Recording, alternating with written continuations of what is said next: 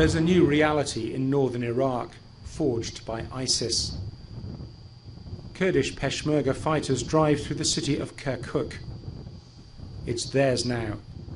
They took control as the Iraqi army left, terrified in case the jihadi advance got this far. Abandoned Iraqi army helmets tell a story of panic, disarray, and ignominious flight. These Kurdish Peshmerga fighters are the last line of defense in this part of Iraq against the jihadis.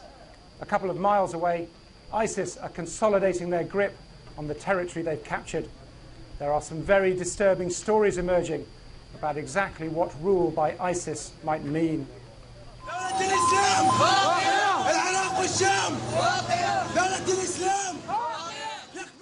ISIS triumphant in Mosul. The UN says it has verified reports of civilians being executed here. 17 civilians were killed on one particular street, the UN says.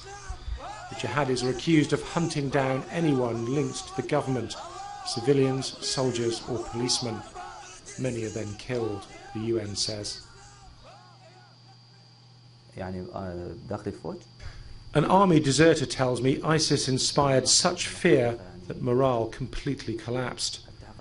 Corporal Muammar Nasser says his whole unit fled without firing a single shot.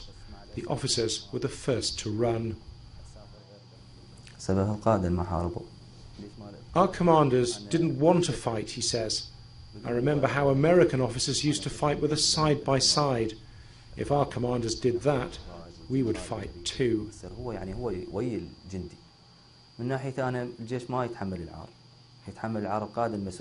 I don't think our army will be able to take the shame, he goes on. People were crying. But the ones who carry the shame are the commanders, not the soldiers. Some are fighting. Sheikh Abu Salim's son was beheaded by ISIS, his wife and 2 relatives also killed. His Sunni militia defends the town of Samarra, but he told me by phone he doesn't know how long they can hold out. We're in danger, our families are in danger, he says.